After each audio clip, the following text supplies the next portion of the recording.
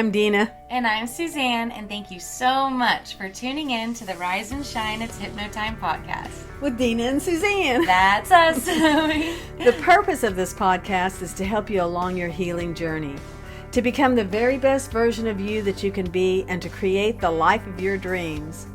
We want to give you the tools you need to succeed through personal stories, guided meditations, hypnosis, NLP, and self-hypnosis techniques, as well as interviews with experts in a variety of healing modalities, from energy workers and spiritual healers to chiropractors, acupuncturists, holistic medicine, and much, much more. Yes, and we also want this podcast to be a place where people can come together, share stories, and be reminded that you're not alone. In fact, the healing journey is a lifelong journey, and we are just so thankful that you're choosing us to be a part of your journey and that we have you to be a part of ours as well. And with that being said, let's start the show. I'm ready when you are. All right, everyone, I am so excited, probably the most excited I've ever been, because we have such an amazing and special guest on the show today, who is one of my dearest, closest friends that I just love more than anything. We've got Awen here today. She's an astrology reader and just an amazing person overall. So I'm really excited to jump into today's episode. Hi, Awen. Hi, thank you so much for having me. Yeah, this is an honor. And today's episode is going to be so much fun. We decided that we're going to do a quarterly astrology reading for you guys. So you can see how the planets are going to be aligning for us the next few months. But before we jump into that, why don't you tell us a little bit about what got you into astrology and what it means to you? Hi. So I've been working with astrology for over a decade. It actually came into my life my junior year of high school. And I remember the day exactly. I went to a boarding school and we were all in the common room, and one of my good friends was reading a book called Born on a Rotten Day. And it talked about all of the kind of shadowy aspects of each astrology sign. I've read about my sun's sign before that and kind of understood it, but felt like horoscopes were a little bit too generalized, and so I took it with a grain of salt. But reading that book and getting into kind of the nitty gritty of some things about each sun sign individually really sparked an interest in astrology and allowed me to see it in a way that I hadn't seen it before.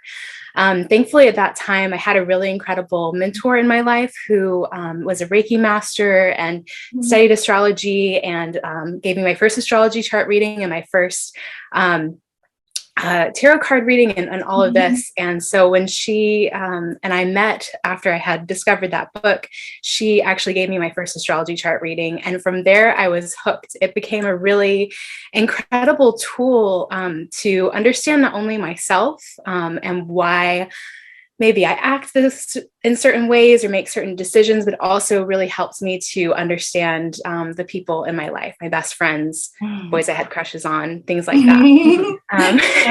Wow, that's so awesome. And it's so cool that you were introduced to all of those modalities at such a young age too. So yeah. I've always kind of felt that way too. So that was a good perspective. And something I've always found interesting too is that, most people only connect to their sun signs. So would you mind explaining a little bit more about how the other planets may play a role in someone's birth chart? Absolutely. I'd love to. So the sun kind of gives us an idea, a generalized idea of our personality. I always like to speak of the sun sign as energy that we radiate in our life, the energy that we radiate when we enter a room, when people meet us and get to know us. And so as a general rule, if you're born under the sign of Leo, you're going to have really great hair. You're going to have a beautiful aesthetic, be very friendly, very outgoing, very loyal. However, there's deeper layers. And so that's what the other planets reveal. When we look to where the moon sign is placed, the moon changes signs every 2.5 days. Wow. So the moon has a more reflective quality. The moon reflects the light from the sun back to us here on Earth. And so the moon is more of our internal world, more of our emotional world, and how we interact with the world in that way.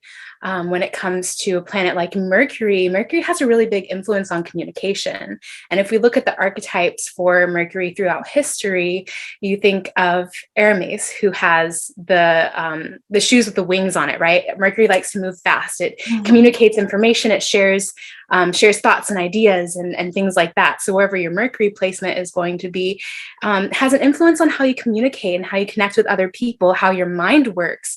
And so if you know that you have Mercury in Capricorn like me, you know that you have more of a practical, grounded sense. You speak your truth honestly, bluntly, without really worrying about other people's feelings. You like to get to the nitty gritty. What's that? I'm full of Mercury.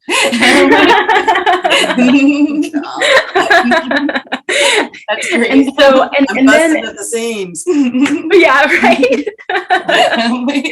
And then interactions between different planets can have an impact as well. So, Deana, I was looking at your chart and I noticed that Mercury and Neptune are both in both in Scorpio in your 8th house. Now, Mercury, like I said, he influences the ways that we communicate.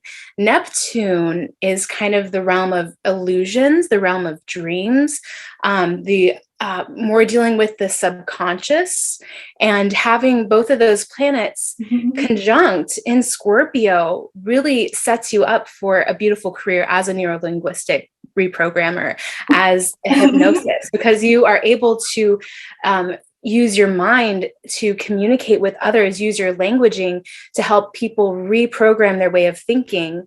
And that shows up in your 8th house too, because 8th house is ruled by Scorpio. So we see a lot of those themes of life, death, rebirth, transformation, looking at things from a different perspective, diving deeper below the surface to actually glean understanding of things.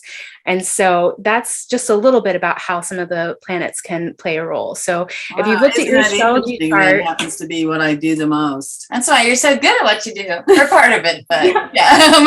That is interesting though, because I've always kind of been in a communication type of business, whatever it was. I've always connected with people and been accused of being very sincere and very honest in the way I communicate, but helping people to see different perspectives. And that's kind of what you just said, wasn't it? Absolutely. Yeah. And you'll notice that you're also a sun sign Scorpio. So with Mercury, Neptune, and the sun in Scorpio, that's really a lot of the energy that you radiate, is this helping others go beneath the surface and bring up the treasures that maybe are hiding under there. Oh, I love that. That is so nice. For some reason, I thought Scorpio was a water sign.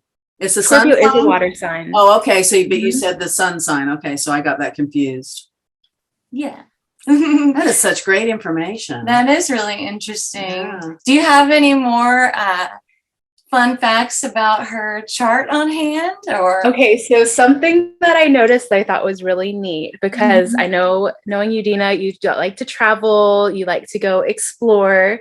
You Just have got Venus back from a canyon trip and Red Rock and the mountains and snow skiing, and really experienced some healing and some family time and the earth. The sun and the earth was really nice. Well, that is a healing experience for you because you have moon in Virgo. Virgo is an earth sign. And so connecting with the earth, getting grounded, and being around family, being around those that you love is a very healing experience for you. And speaking of love, you have Venus, the goddess of love, in Sagittarius. And where Venus shows up in our chart, she influences what we look for in relationships, how we express ourselves in a feminine manner. And so for you in relationships with Venus and Sagittarius, it's so important for you to have a connection with somebody who wants to travel and adventure with you, who wants to seek further education, to think deeply, to journey and have new adventures together. That's a way that helps you feel very connected to your person when you're in relationship. Did you hear that? everybody. Yeah, if this sounds like you, give us a call. Well, no. Anyway, but that is really neat to hear because that's something that's important to me, and it's interesting that it connects with me so well. That's really nice because you don't know that about me. So for you to be able to bring up, a lot of the things about what I do and how my mind works and how I communicate and how my energy is, and be really spot on. It's not about like horoscopes. This is about, a whole entire embodiment of energy, isn't it? And that's the amazing part of astrology. That's how I love to work with it, is really as a mirror reflection of a way to understand yourself on a deeper level, to understand the energies that were present at the time when you were born, and to have a deeper level of understanding of self, so that you can work with those energies and work your strengths. I'm a very solution-oriented, solution-based person. So even if I see something in someone's chart that's like, I work with them on finding a positive reflection, on finding a way that they can kind of alchemize what may be a challenge into one of their greatest assets. That's I love good. That. Mm-hmm. And so we talked about Mercury and Venus. And can you maybe explain what some of the other planets rule? Yeah. Okay. So we talked about Mercury, Venus, we talked about the moon, we talked about the sun. We didn't talk about the rising sign. Now, the rising sign changes pretty frequently. That's where in your birth chart, you really want to have an accurate time, in place of your birth so that you can have an accurate rising sign. Your ascendant is kind of like the aura that you carry with you. It's what people pick up from your energy before you even open your mouth. It's the energy that others kind of see in you at first impressions. Okay. So, it's kind of like the outer layer of your field. The sun is more of an interior layer, right? But we still are resonating and reflecting, radiating out that energy. The moon is more of an internal. Venus speaks to relationships, speaks to what we look for in beauty and aesthetics, what we look for in romance, how we express in the feminine. Then we move to Mars. Mars is more of a masculine aspect, is the warrioress archetype. Mars is how we move into action. It's how we make decisions and move forward with our lives. We spoke about Mercury, who is about our communication, our thought process, our mind. When we look at Jupiter, that's a space in our chart where we find a lot of expansion. Jupiter is the gas giant. It's the biggest planet in our solar system. So Jupiter really speaks to themes of growth and expansion. Jupiter and Venus are the two benefic planets. So they're the two planets that are here to help us. Everybody else is a little jockey. And Mars and Saturn are definitely, they're called malefics. So they bring about challenges in our lives. Interesting. That is interesting to know. How long did it take you to, study this and be able to read charts and understand? Because I've always believed that, even in, Christianity, there's a indication that the planets will align and that there is a magnetism, and it's like math and magnetism and energy and everything is all part of creation. And Absolutely. So I could see that there could be an influence on, how you behave or who you are or what you're like. And so how did you learn that? And how long did it take you to understand all this? Wow. It's taken years of study, and most of my study has been self-driven. So I've found books or found teachers or found teachings. And much of my experience, much of what I've learned has been through running astrology charts for my friends or for people that I had crushes on or people that I liked, and learning more about them in that way. Astrology kind of became a case study for the people in my life. My phone is my astrology Rolodex because I have so many of my friends' charts in information. And so I'm able to kind of study and understand them better and have a deeper relationship or deeper understanding of the Yeah. people in my life. Yeah. So it first became a really crucial tool for understanding self. And then I was able to kind of reflect that outwardly and have it as a tool to help me understand the world around me and the people around me. There's still things in astrology that I'm learning every day. I mean, there's so much math to it, so much about the angles and the aspects. It goes beyond just the archetypes of the planets and the signs carry. It becomes a conversation between the planets and the sky as well. So I think of it as a lifelong study, really. Yeah. And I think with anything that you work on, specialize on, and grow in is a lifetime study. You're supposed to do that. And kudos to you for doing such a great job. Yeah. Thank you. Very exciting to learn. Absolutely. And speaking of the Rolodex in your phone, Awen and I have actually been best friends since like 3rd or 4th grade or something. So is there anything in our chart that like sets that friendship up for success? Because friendships for that long, I mean, obviously when they last, there's more to that. Yeah. Absolutely. So there's something really magical in our sun signs. First of all, you're a Leo and I'm an Aquarius sun. So we sit at opposite ends of the astrology chart wheel. And so we're able to hold our own frequency, but we see each other from across the wheel and are able to, like, through our friendship and through our connection, see things about ourselves that we might not be able to see otherwise. We also both have earth moons. Actually, all 3 of us have earth moons, and all the earth signs are represented between the 3 of our moons. Cool. Suzanne's moon is in Capricorn, Deana's moon is in Virgo, and I have moon in Taurus. And so we all have a very nurturing, earthy quality to us. And I think that allows us to have a really beautiful connection as well. And the other thing that seems to be interesting is they're all very strong, even though we're able to interrelate and be able to soften that with each other with communication. Didn't you say you were, what are you?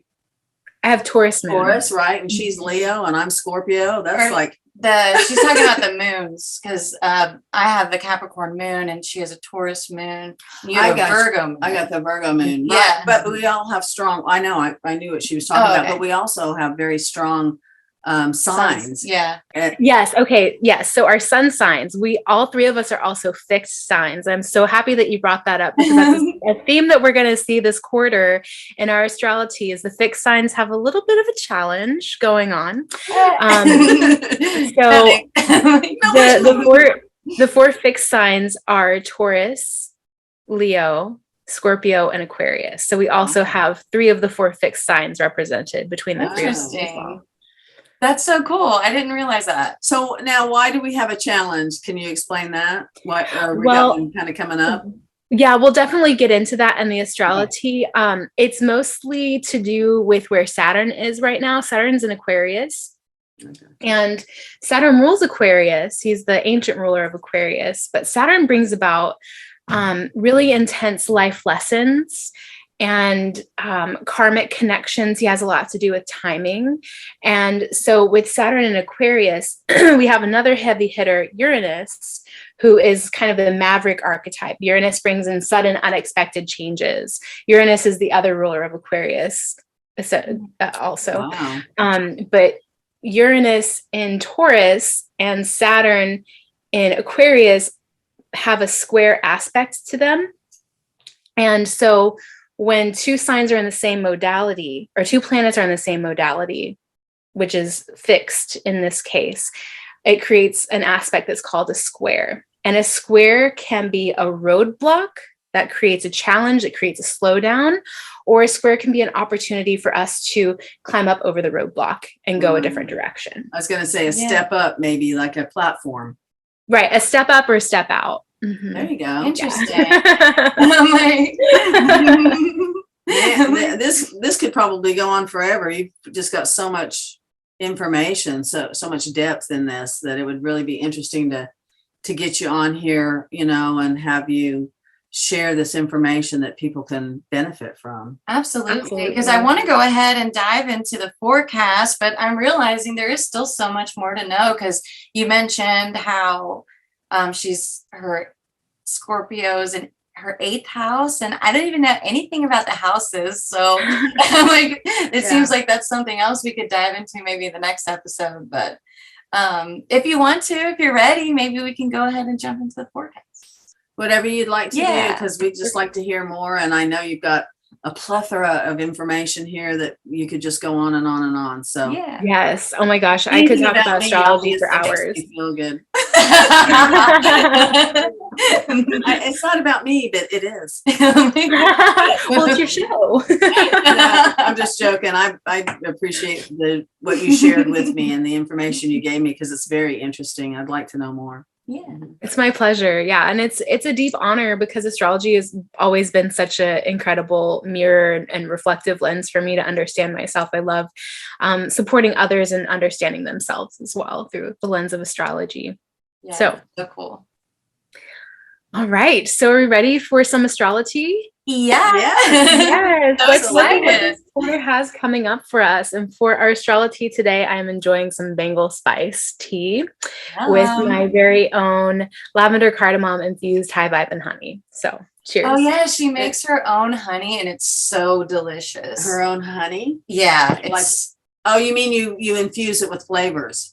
Yeah, so I work with local honey and infuse it with wild crafted organic herbs. That's great. That's great. My brother has beehives. Really? I didn't know that. That's cool. Yeah, my little brother does. Before my dad passed away, we were constantly pulling up fresh honey. Yeah. We had like 4 in the backyard. Wow, that's a big dream of mine. Mm-hmm. Yeah. I'm getting ready to expand to my property, which is right behind my parents' house, and have some more beehives back there too. So if you want any local from us. Ooh, yes, please. Okay. That's nice though. I would love to get some of that. So we'll venture into that more and get some information. See Absolutely. I've tried the rose one, and there's like is it basil lemongrass or something? So I have different flavors at different times. A lot of times it depends on what I'm growing in my garden at the time. And what's right now I have, and what I feel called towards. So right now I have chamomile, rose hip, hibiscus, rose, and lavender cardamom honey infusing that I started with the new moon. Give me a lavender one, please. You got it. Yeah, let's calm down a little. Whatever you can do naturally. That's what this whole series is about. That's why we're doing this podcast, to find as many, health and wellness modalities as we can. Absolutely. And this is a very interesting one. So glad to have you on here, Awen. Yeah. I'm so happy to be here. I'm so honored to be here. Thank you. Okay, so let's look at what's happening right now. So this episode is being released on April 12th, right? Mm-hmm. Okay, so we'll start there. And so actually we'll start with April 11th. So April 11th, Mercury is moving into Taurus. And so our ways, again, Mercury is the archetype of how we think, how we speak, how we communicate. So our ways of communication are becoming really grounded, more to do with our personal life and personal selves than necessarily to do with others and communicating in that way. On April 12th, we have Jupiter, the planet of expansion and good luck, coming into conjunction with Neptune, which is about illusions and dreams. It's kind of the mystic archetype. They're coming into conjunction in Pisces. This is a great time for envisioning your dreams, envisioning your life, even maybe writing down some goals and some things that you want to see grow and come to fruition. This is also a really great day for ending conflict. During this conjunction, World War II ended. Wow. So, it's interesting looking back at astrological events historically and seeing how they have an impact too. So World War II ended during a Jupiter-Neptune conjunction in Pisces. Wow. Interesting. Yeah. Wow. And we want to tell our listeners that, you want to listen to this and then you want to pause it and write down these dates. Yeah. So that yeah. Put a little star on your calendar, or a little like a maybe a sad face for one of these days in the calendar. Yeah. maybe not a sad face. Maybe just an exclamation point, so you're extra thoughtful of, maybe not starting something you don't want to finish. Yeah. Have an extra awareness. Yes. Or bright eyes, like yes, keep your eyes open. Yes. That emoji. Like, oh. Okay, April 15th, Mars moves into Pisces.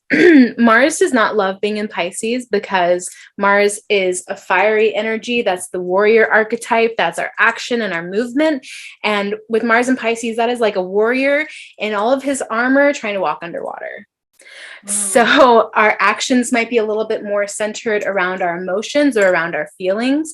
You might also feel some deeper levels of intuitive action, feeling pulled or drawn to do something intuitively when Mars moves into Pisces.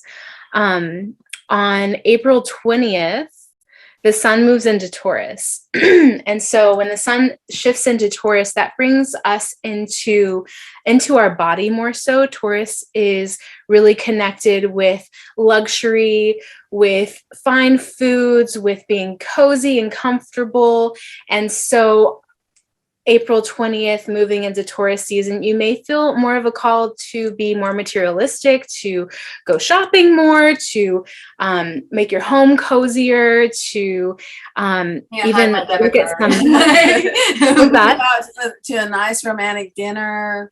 Yes. Nice food. Absolutely. Absolutely. Yes. And these next few weeks of April are really some of the best weeks of this quarter. So make sure to enjoy this time. We'll have Venus moving through Pisces, and she loves being in Pisces. She's also connecting with Jupiter. That starts back on April 5th. So these next few weeks of April, just really enjoy the beauty and the peace of Venus and Pisces. On April 30th, we have our first solar eclipse coming up in Taurus. That is a new moon eclipse in Taurus. Solar eclipse always happen during a new moon. And this is conjunct Uranus in Taurus. And remember, Uranus is the maverick archetype, which brings in sudden, unexpected changes. This is also really close to a conjunction of Venus, the feminine lover archetype, connected with Jupiter, the planet of expansion and good luck, in Pisces. So since the solar eclipse are happening on the axis of Taurus and Scorpio, both fixed signs, this can be a catalyst for big changes, major beginnings, and endings, especially for those of us who have fixed signs placements. So Taurus, Leo, Scorpio, and Aquarius, talking to us. These can signify unexpected beginnings that start a sequence of events, which may turn out to be more significant than it seems at first. So with the solar eclipse, new moon happening conjunct Uranus, expect the unexpected. Sudden unexpected changes, especially in, since it's Taurus, in our physical world, maybe even in our home life, in our jobs, the work that we do, the food that we eat. Since it is close to Venus and Jupiter, Venus is the ruler of that solar eclipse. So hopefully it'll have a little bit of a gentle energy around it. We're hoping. What day is that? I'd like some gentle energy. April 30th. April 30th. Okay, yeah. And I recommend during eclipses, that can be such a sudden, unexpected energy. It's really a time when I like to be more introspective and do a bit more meditation, a bit more just kind of paying attention to what's happening around me instead of initiating new things. That's neat. Or initiating changes. That's nice to know, yeah. So April 30th. With all these little cues or clues to in energy, behavior, attitude, and everything, I would really like to follow some of these times that you're suggesting and take note and see how I am affected. Yeah, me too. It's a good idea. So we'll make sure that anybody who's watching this seriously, just go ahead and make note of it and see how the energies affect you. Yeah. Yeah, another great way to get to know yourself a little better in a different way. And to see and to experience the influence that, because we don't know. There's a lot of people who do not know how this stuff might affect them, and to be able to actually take note of it and experience it will bring an aha moment, and then they're going to all want to contact you and know more. And also the really amazing thing about your astrology chart is you can hold your birth chart up to like the present day chart of what's actually happening. And so if you know where the solar eclipse degree pops up in your astrology chart, if you know which house is connected with that eclipse degree, you will have a better idea of how that energy could possibly manifest in your life. And so that's something that I'll talk about with the lunar eclipse that's coming up, because I looked into your chart, Deana, to see which houses will be affected by these eclipses that we have going. I'm so excited. Okay. Thank you. So we're moving into May. I'm excited. And on May 3rd, Venus, our lover, moves into Aries. And whenever a planet moves into Aries, they bring about them an energy of independence, of self-starting, of getting things done. The energy around Aries is just do it. So the shadow side of that can be a little bit impulsive, maybe self-serving. So it's just something to be mindful of when Venus moves into Aries. She's moving out of soft, dreamy, romantic, loving Pisces into this fiery warrior sign. So it's just a time to be mindful that the maybe emotional or romantic choices that we're making are in alignment with what we want in our lives, and that we're not just making a choice to just make a choice and go for it. Right, because you might feel that energy or that pull to do something almost impulsively, but if you utilize that energy thoughtfully and you're aware of where you're moving, you can use that energy to move forward and get more done, right? Absolutely. Absolutely. And since we have the solar eclipse on April 30th, and that is sandwiched with the lunar eclipse on May 15th, the time frame in between solar eclipses kind of open up a portal. So the weeks in between a solar eclipse and a lunar eclipse, however it goes in the cycle, can be a time of like very fertile ground for changes in your life and for shifts in your life. So decisions that you make during that time could have a really big, long lasting impact. So it's just something to be mindful of. Let me write that down. That's important. That's nice to know. I'm really looking forward to seeing how this plays out.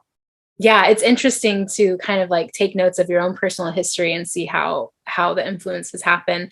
And with some of the outer planets, Jupiter, Neptune, Uranus, Saturn, since they are so far away from us, their energy can be felt by a wider degree. So it may be in the days before, the days after an actual like station or aspect happens. May 10th, mark that day down, is when Mercury moves retrograde in Gemini. And so for 2 weeks or so before Mercury turns retrograde on May 10th, you can start feeling the effects of the Mercury retrograde. And so what a retrograde is it looks like, from our perspective on Earth, it looks like Mercury is moving backwards. Really? It's not actually what's happening, but that's kind of how the energy can manifest. So when Mercury turns retrograde, it's a really good time to put re in front of everything that you're doing, especially if it comes to a book that you're writing, or a program that you're putting out, or a conversation that you're going to have, or, if you have a document to sign. It's better not to sign legal documents during Mercury retrograde, or if you do read it, just reread it several times before giving that signature to make sure that you're actually understanding what's going on. This Mercury... You're saying the word or the synonym like reread, reword, rethink.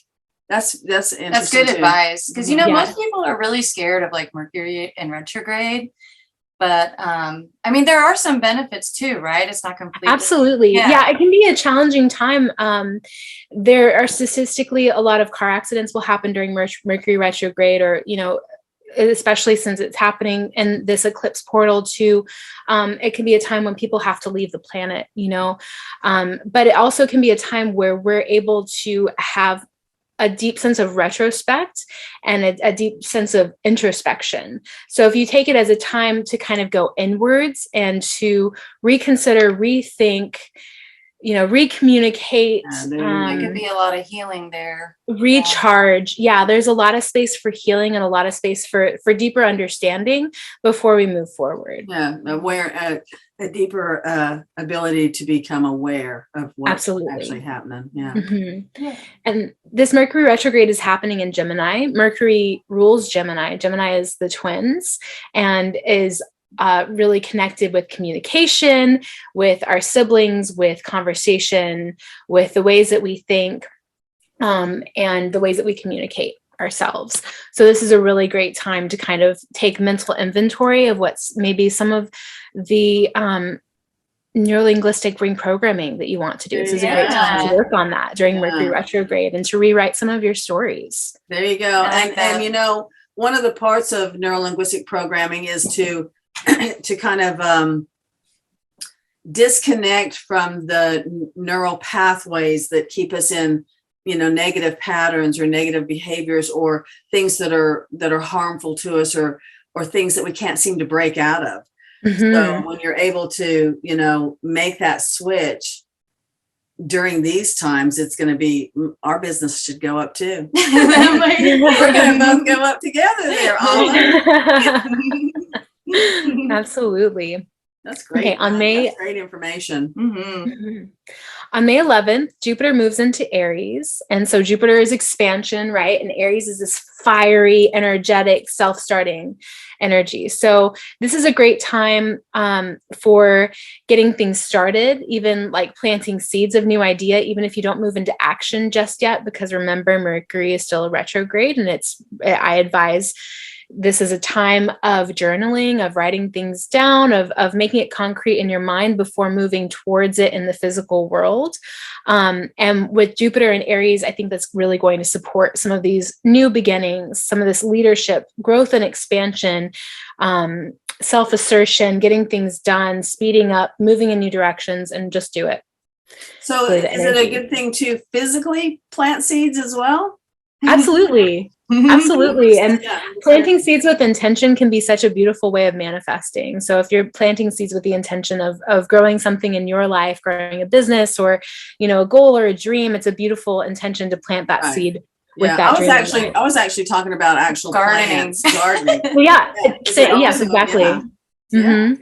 Yeah. Mm-hmm. We'll start our garden. I want some fresh, healthy vegetables and fruit. Yeah. Help me keep losing weight. I'm losing weight right now because I've been. All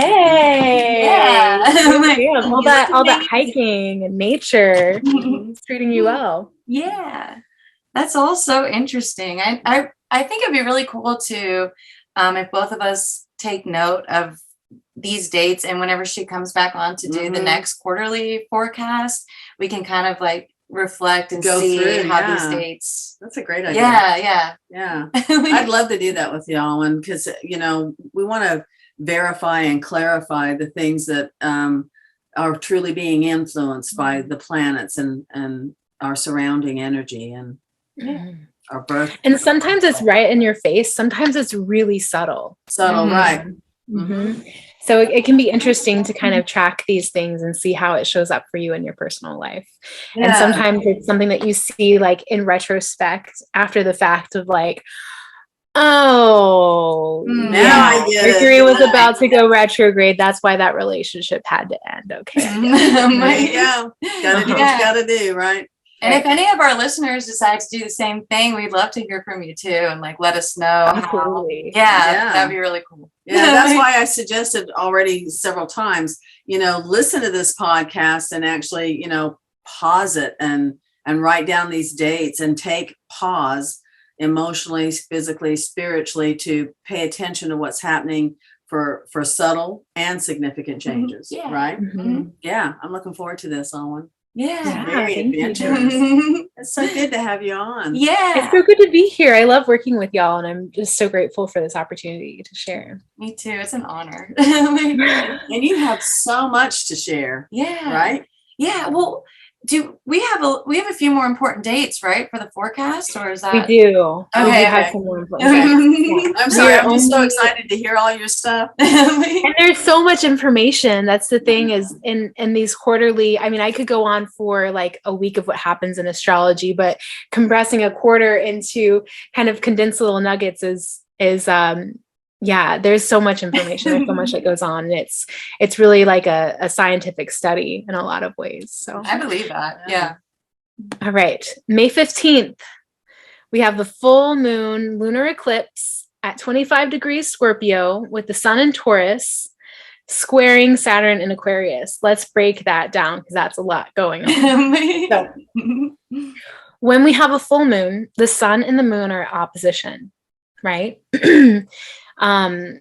So the sun is in Taurus, making a square to Saturn in Aquarius. And we talked about how squares create a roadblock or a stepping stone, right?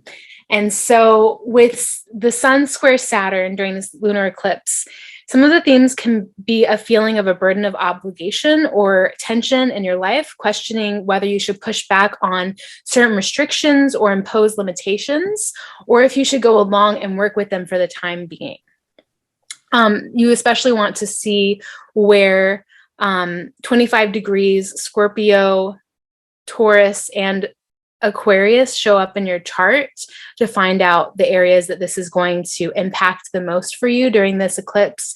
During this full moon eclipse, I really would recommend taking some time to reflect and to be present with self, and to really see where maybe there are some burdens, maybe there are some restrictions or some things that you're feeling like, oh my gosh, I've got to get free from this, and see if it's really a good time for you to break free.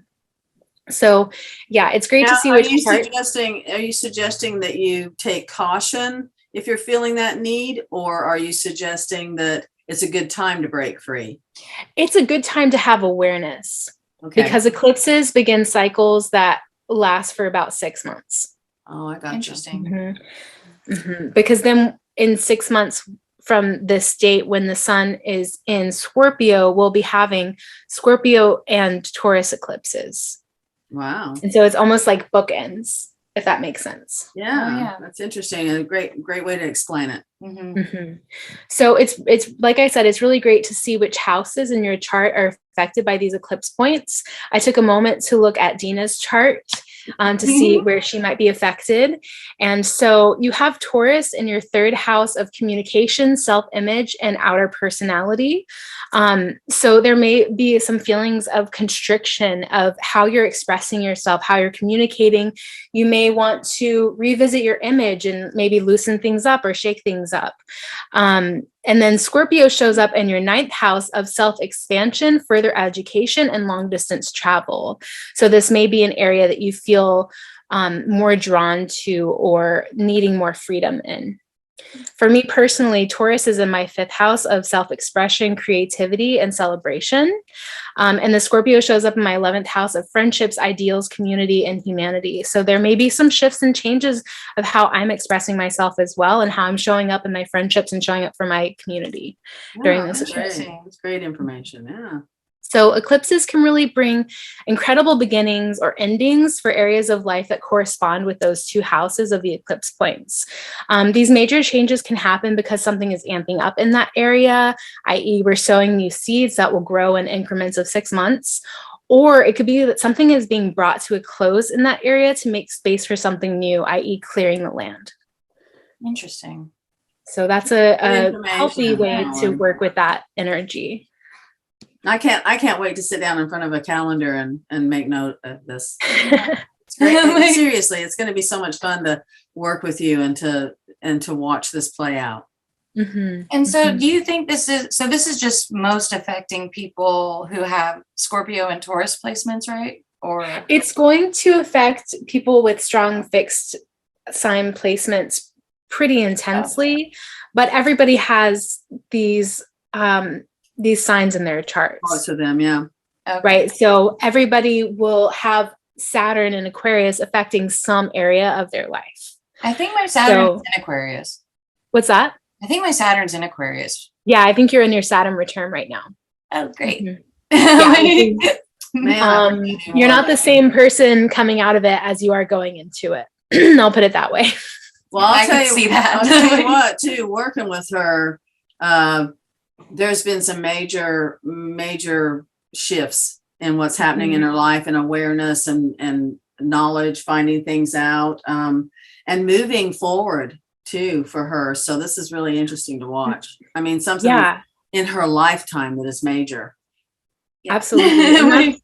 And we can talk a lot about a Saturn return maybe in a future episode, because it's something that happens to all of us. And some of us have 2 Saturn returns in our life, and some even have 3 if we live into our 90s. And it always brings about really huge changes. I just came through my Saturn return. I had Saturn in Capricorn. And that's when during my Saturn return, a lot of really challenging, traumatic things happened in my life. But that's also when I received the encouragement to believe in myself enough to start offering my services to the public, and to start, creating a name for myself and really diving headfirst into my work as a spiritual gangster. So, and we're so glad you did. Challenges, and we talk about this a lot with the clients that we work with.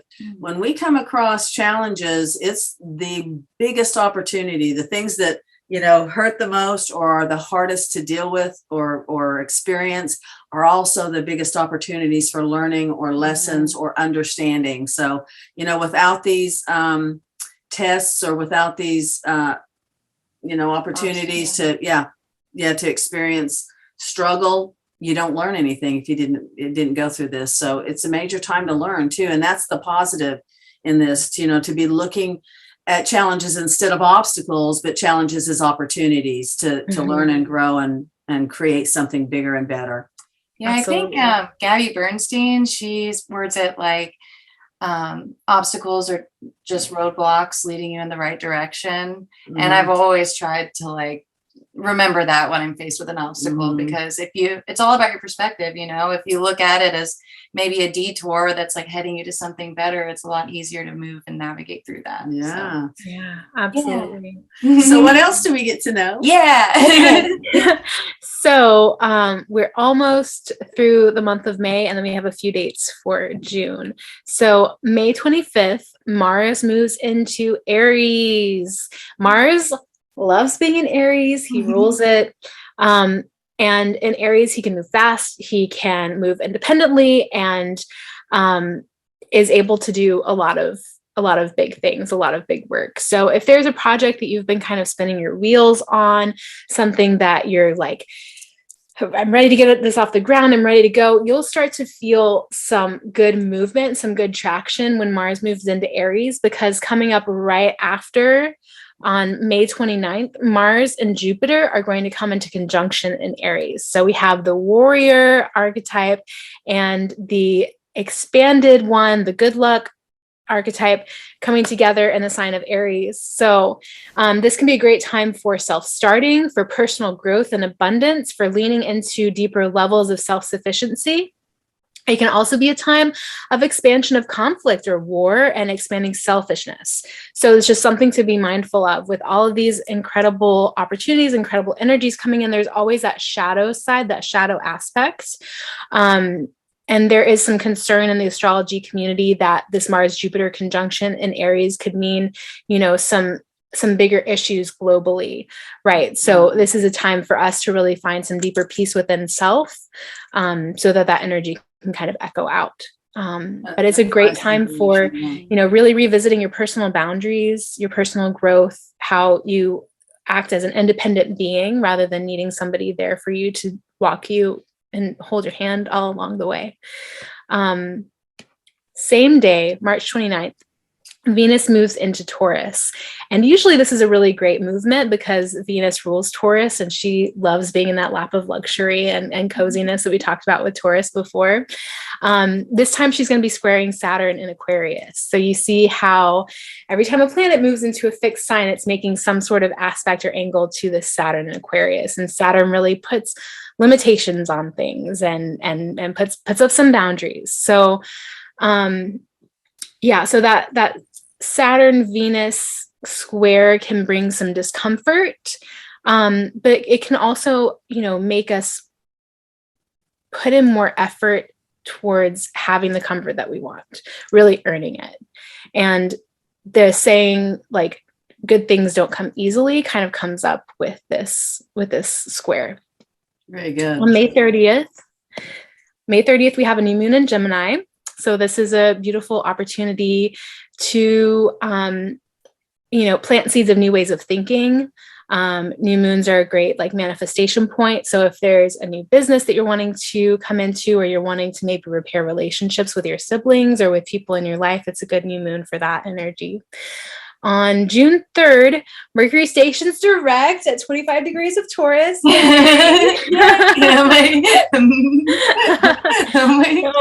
we're not quite out of the woods yet with Mercury retrograde there, because it is turning direct. And Taurus, it's going to be making a square to Saturn. Hello, Saturn. Welcome back again. And so it could take a little bit longer for us to wake up from this retrograde period, a little bit longer to come out of the retrograde energy. So just don't lose your head. Make sure you have all the facts and information before moving forward into action, which is just great practice anyway. Yeah, that is smart. Smart advice. Mm-hmm. The next day, June 4th, we'll have Saturn stationing retrograde. So just like when Mercury stations retrograde, it looks like the planet is moving backwards from our perspective here on Earth. Saturn won't actually be moving backwards, but because he is an outer planet, we will feel that energy for a couple of days before June 4th and a couple of days after June 4th, just because he has such a big energy. This can place really great emphasis on the house where Saturn has been transiting in your your natal astrology chart. So you would want to see where 25 degrees of Aquarius shows up in your chart to see kind of how this Saturn retrograde may impact your greater responsibilities or bring some heaviness in this area of your life. On June 14th, Mercury moves into Gemini. He loves being in Gemini. That is where he rules Gemini, so he does really well with communication. He'll be moving direct at this point. So this is also a full moon in Sagittarius. So June 14th feels like a really fun and funky day to me. Sagittarius brings the energy of exploration and adventure. So having a full moon in that sign, it feels like a great time for creating plans maybe of adventures that you want to go on, maybe when Sagittarius season comes around, or taking a trip, or even just getting out into the woods with your friends during the full moon would be a good opportunity on June 14th. I like June it. 21st, we have our summer solstice, which is the longest day of the year. Hooray. It happens as the sun moves into Cancer. And so when the sun's in Cancer, that connects us. Cancer is a water sign like Scorpio. It really connects us in with our nurturing self, with our emotional self, with kind of more of a motherly energy. And so you may feel your emotions running a little bit higher during Cancer season, which kicks off June 21st. That's my daughter's birthday. Is it? That's Mary's birthday, yeah. Wow, what a powerful birthday. Happy birthday. Happy birthday. Yeah. She's going to have to take note of what's going to take place. And she is, a mother with, new baby. And She's so sweet. yeah. So Yeah.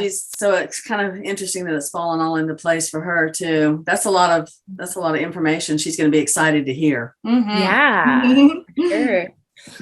Okay, 2 days later, June 23rd, we have Venus, our goddess of love, moving into Gemini. So Gemini is all about variability. It's about dynamics. It's about polarity. It's about communication and ideas, moving fast, getting things done, sharing ideas. And so when Venus moves into Gemini, that can bring some variability in your relationship dynamics and opportunities for more and better communication. Great. And then to finish us off, with this quarter, June 29th, we have a new moon in Cancer. Oh. And so when the moon is in Cancer, it brings about an extra special, deep, emotional opening and connection for ourselves. So this is a great space to get into some self-love, some self-nurturing, however that looks for you, whether that's cooking yourself a great meal, running a bubble bath. This is a beautiful way to spend the new moon in Cancer and to really spend some time rededicating to healthy emotional relationships and healthy boundaries in your life. And this is all great advice. This is just great advice, whether you connected to astrology or not, but to be able to have these, high points in your energy and in your planet, in the system, in the solar system is really interesting. You must have done a lot of, research to be able to even come on here and do this for us today. Yeah. We really appreciate that. Yeah, and it's so cool to be able to have this, and when you really look at it, to just be able to have something else you could use to your advantage, Yeah, just something else you can apply to your life. Like if the stars are, working some way together to be able to utilize that in your own personal life, I think is really cool too. You know, because even at the bare minimum, like if the moon controls the tides and we're mostly water, I mean, why not take advantage of the energies and everything they're putting off? So I think that's pretty cool. Yep. Again, make sure that you play this through and mark down all these dates and take note. Yeah, we want to hear from y'all. How they affect you. Yeah. And obviously, if you need an astrology reading, we know exactly who you should go to. Oh, and while we're at it, can you let our listeners know the other modalities that you use and the different services that you offer, and maybe also how people can get in touch with you if they want to work with you? Absolutely. So I am a world-renowned spiritual gangster. I love it. A psychic intuitive astrologer. I am a medium. I offer transformational tarot sessions where I connect with my clients. And my goal with working with any of my clients is really to empower you to live your absolute best life. And sometimes that's just a matter of kind of uncovering some of the dust of old belief systems, some of the dust of different choices that we've made in life to really allow you to see yourself more clearly so that you're able to fully reach your potential and move towards that. I offer shamanic energy healing sessions with sound healing. I'm a sound healing facilitator, so I also offer guided meditation and sound journeys. I've been leading inner child workshops here in Pensacola, Florida, and I am available on Instagram at Awen_ascension. And my website is awenascension.com. That's AWENASCENSION.com. Now, what do you do in your do you know you're working with children? Is that what you're saying? So yes, I do work with children. I am a child care professional as well. But my inner child workshops are working with adults or children at heart. There you go. And a lot of that is exploration of play, which I feel like many adults don't receive enough play in their lives or enough opportunity to really connect with their creativity in the world of play and magic and make-believe. And so in my inner child workshops, or really inner child play shops, we connect with our inner children through guided meditation and through the embodiment of play. There you go. I've actually been lucky enough to participate in one of those. Really? And I've actually been lucky enough to participate in quite a few things, because she's done a reiki session on me before, which was probably one of the most healing things I've experienced. It was when I was really like going through everything too. And that just refreshed and rejuvenated me and brought me to a different level of healing that I didn't think I could get to. And so I'm just really thankful for that. I've had a tarot reading before, which was insanely spot on for one. And the sound bowl, she's also got a voice like an angel, and you've heard that too. I've heard that. Yeah, so amazing. We're interested in using some of these sound bowls behind some of our hypnosis recordings. So yeah, that's something that you'll get a chance to hear, through her and through some of our scripts or our hypnosis recordings. Yeah. And don't you, you do have a class on the weekends where you work with children too, right? I do, yes. So Yeah. I am connected with Lovelock Healing Arts, which is a wellness collective based out of Pensacola, Florida. And we have a weekly family music and movement and meditation class where we explore musically and dance and play, and then have a mindful moment at the end for kind of connection to bring our energy back into center. And that's what this podcast is really all about. It's about education and introducing so many different types of modalities that you can choose from that gives you the opportunity to go through, connecting or healing or changing on a level that is just, healthy and pure. It's just, and what you connect to, pay attention to. I think if you're being pulled in a certain direction, that you should pay attention to that and you should move forward with it. See where it goes. At least take time to investigate it, because that's what this is all about, is just educating. Yeah, absolutely. And this is great information to educate our audience with. Thank you so much, Awen. Yeah, thank you so much. This has been so much fun and so amazing. But we do have one last segment left, where we like to ask our guests some fast, fun facts so the listeners can get to know you just a little bit better in a different way. So if you're ready, we're ready when you are. I'm ready. Okay, so it's not going to be painful. Are you an early bird or a night owl? Ooh, okay. So this has shifted throughout my life. I am very easily and naturally a night owl, but I have really been working towards that morning early bird because I do love the quiet of the mornings. So yes. Which has happened to me for different reasons. I've always been a night owl, but with getting older, it's like you wake up earlier. It's a time clock thing. Yeah. But I think you get a lot done when you get up early, right? I think so. Yeah, the mornings are my favorite part of the day. Really? I love the mornings. Yeah. Well, rise and shine. It's hypno time.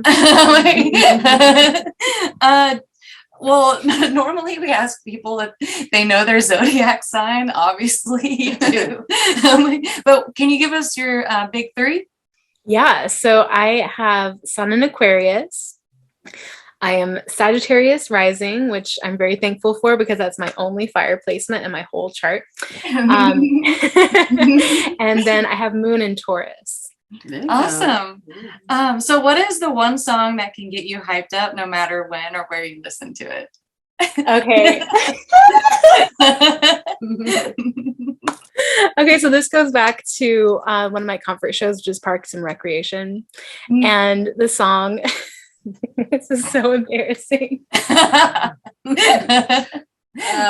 it's okay. It's a Gloria Estefan's Get On Your Feet. Get on your feet. That's a good one. And make it happen. Yeah, that'll do it every time. I'm like, that's a good all right, one. let's do it.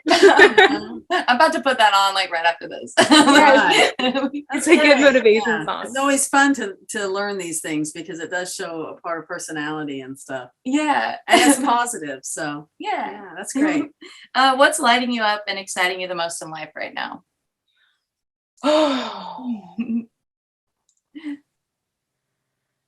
I'm really excited to be in a space where all of the ways that I'm supporting myself are really like emotionally nourishing and physically nourishing. So I am able to connect with clients, and I'm also working with children. And these are both things that my Taurus moon loves so deeply, is being able to connect and nurture and be loving and be supported in doing that. So that's what's really lighting me up right now is the work that I'm doing and the ways that you look like you're lit up. You know that? Yeah, you're just talking about it. Yeah. There is a glow. Yeah. Thank you. I can feel that through the screen. Yeah. And if our listeners could walk away with one nugget of wisdom from today's conversation, what would you want that to be? Oh, this is a lesson and like a message that I am anchoring so much in my reality right now. And it is that you are the author of your life. the circumstances that happen to you, the challenges that come up for you, the same boiling water that softens the potato hardens the egg. It's not what life throws at you. It's how you handle it. It's what you're made of. And so you can at any point change the story of your life. You are the author, and your life is the masterpiece that you are here to create, and nobody can create it but you. Very Wow, good. that was beautiful. That gave me goosebumps. Seriously, I love that.